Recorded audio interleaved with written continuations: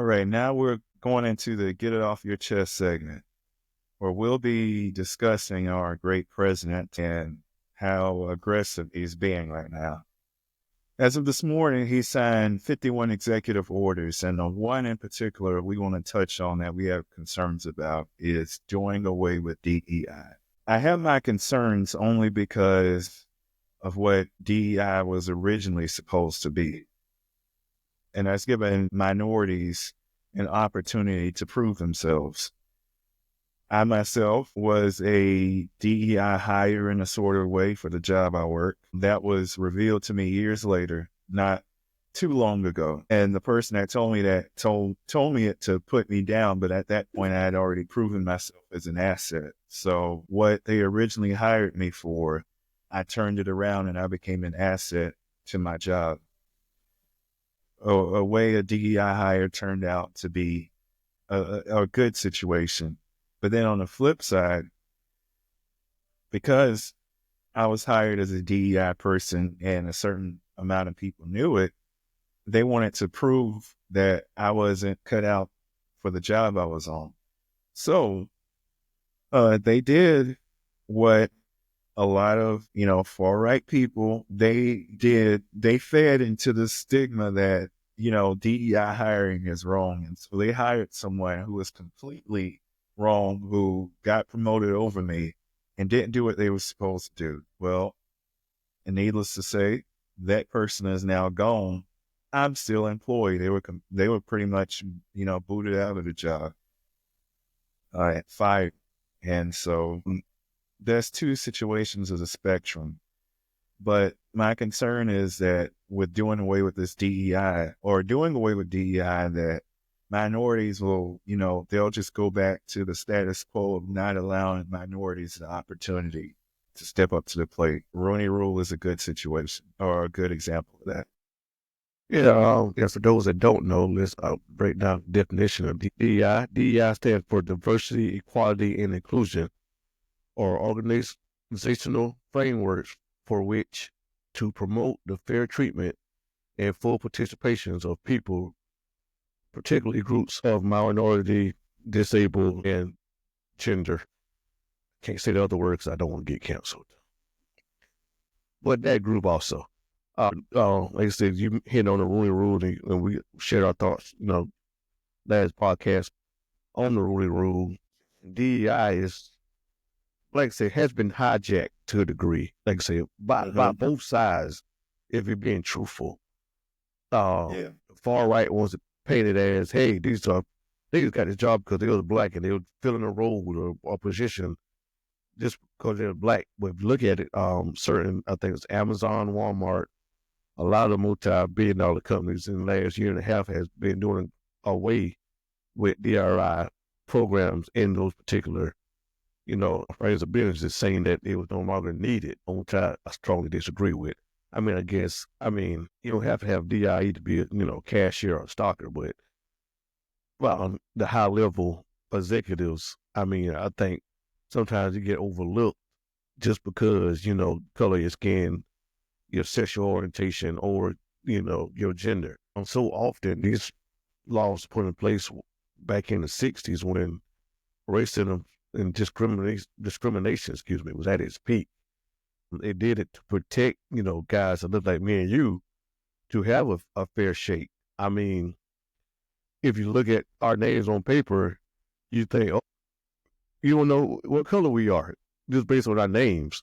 But, you got somebody with, a more ethnic name, they might get overlooked for a position, even though they're totally qualified to do the job.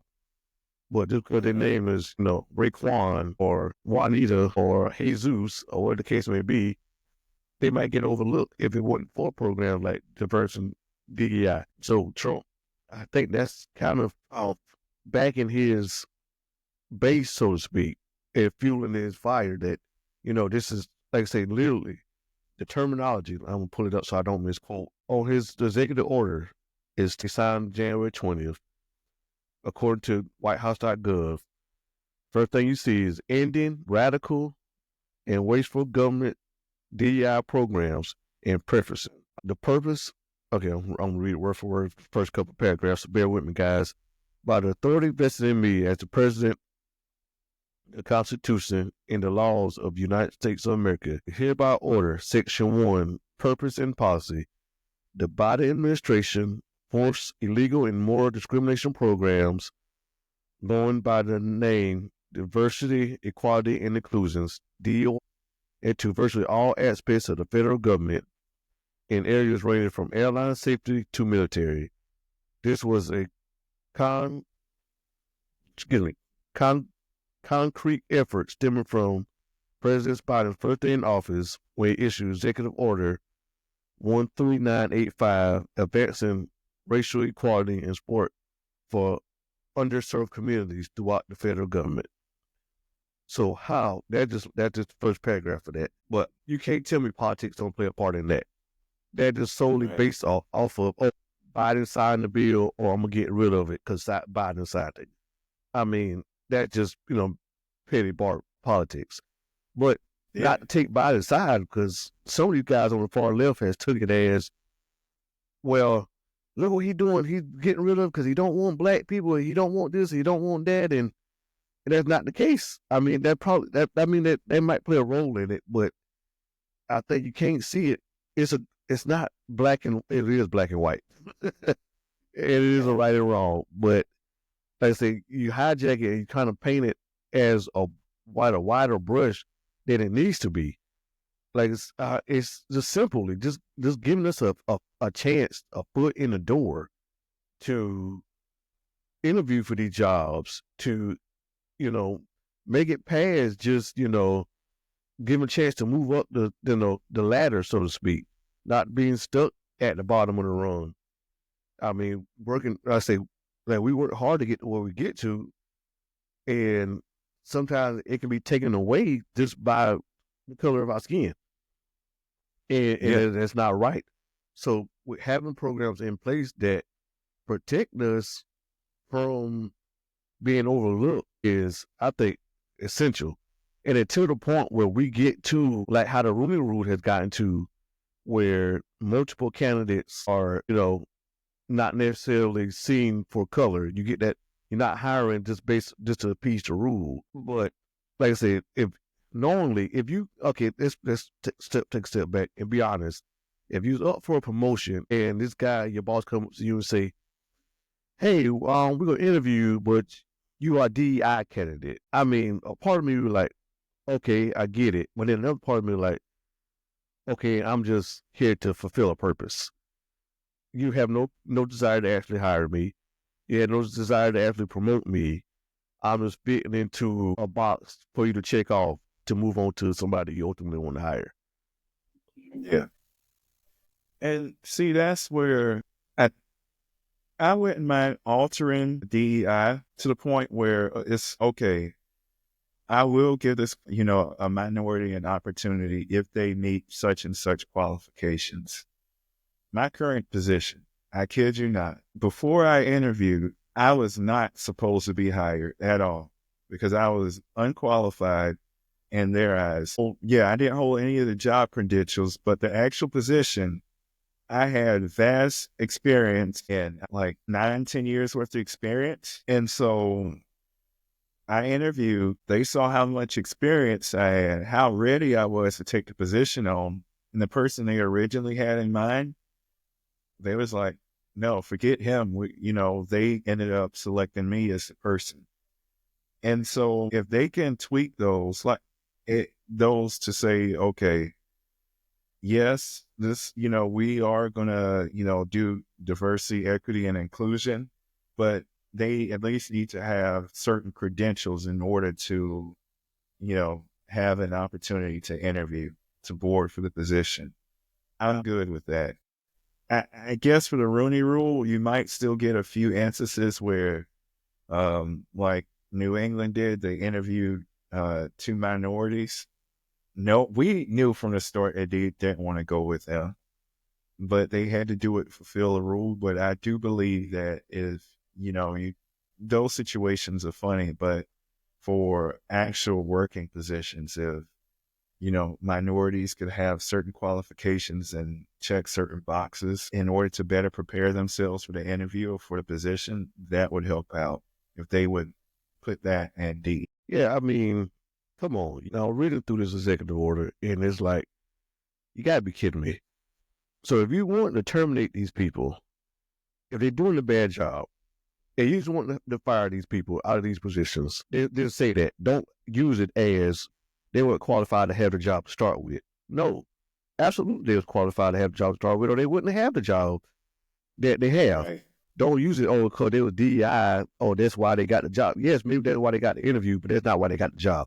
They got the job because they ultimately proved they was able to do the job they was wanting to do. If you want to cut, these high-ranking officials because you don't want them in the position, just say that. Just get rid of them. There's no need for you to say, oh, well, this person was a DEI hire. Then that just make yourself more racist and radical than you have to be. Like I said, we know we work regular jobs. I've been through multiple different managers in my tenure with my company. And I can tell you firsthand that under my fourth manager, in the going on 9 years I've been with this company, every one of them has been different. Everyone has been different. And people have left, staff members have left, staff members have come in, staff members have left, staff members have come in. That's just part of corporate world. People want their people in to run things how they think things should be run. And they're going to put the people they feel are best suited to do what they want to be done. And I'm learning that the hard way. And I don't care if this person sees this or not, because you're really getting on my nerves. But I know for firsthand, bumping heads with, current, leadership.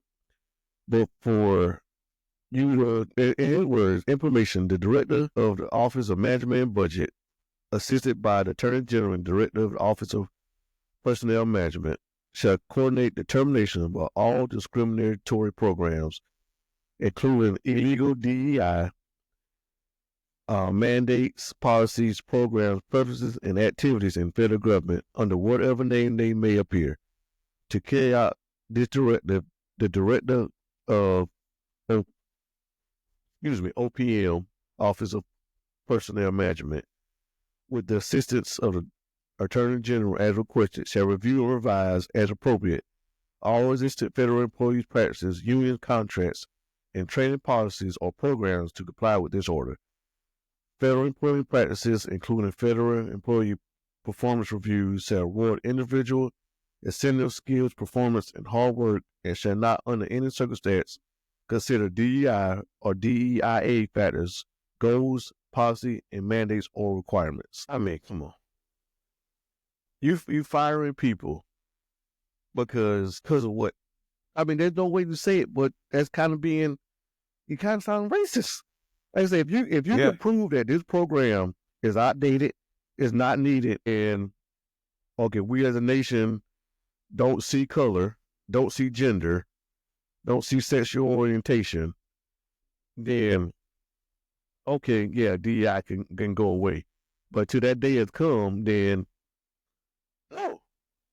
no, I mean, it's ridiculous. It's like I said, there's nothing more than, Biden signed the law as one of his executive orders, let me just undo what Biden did. Because like I said, you read off from the beginning, it was 51 different executive orders that he signed. And so a lot of that, I guarantee if you go through and look at a lot of it, it's going to be him erasing what the previous administration has done. So, I mean, but something like DEI shouldn't be a political weapon, so to speak, for either side. It shouldn't be a political weapon. And, one thing that has me so upset about these California fires is you got a mayor. I can't remember the woman's name, but everyone is calling her a DEI mayor. You know what the problem with saying that is? Who puts the mayor in that? Who puts that person in that mayor's office? People. The people. So for everyone to say, and I'm not saying she's doing an excellent job at all, Yes, she's dropped the ball a lot. She needs to be out of there. But to just categorize her because she did her job poorly as a DEI hire when the people put her in the office, totally off base. Miss Karen Bass is her name. Yeah. So, but I think Miss Karen Bass is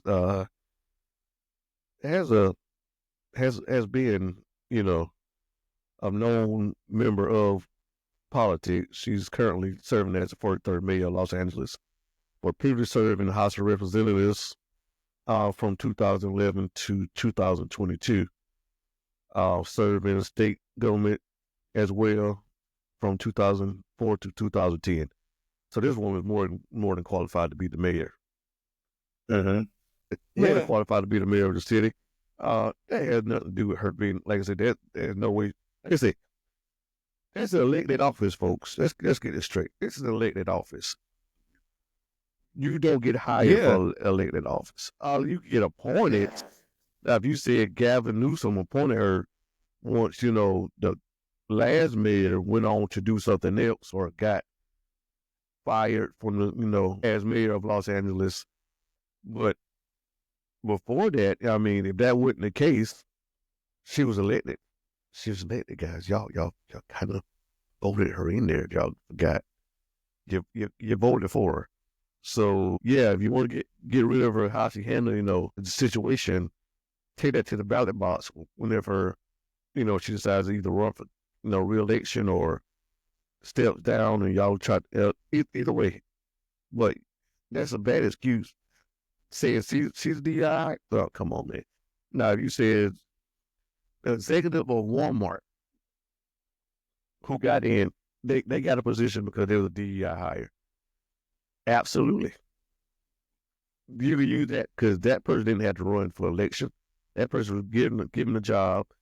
If you want to paint it as a DEI hire, okay, so be it. I can understand that level of things. But okay, you still got me?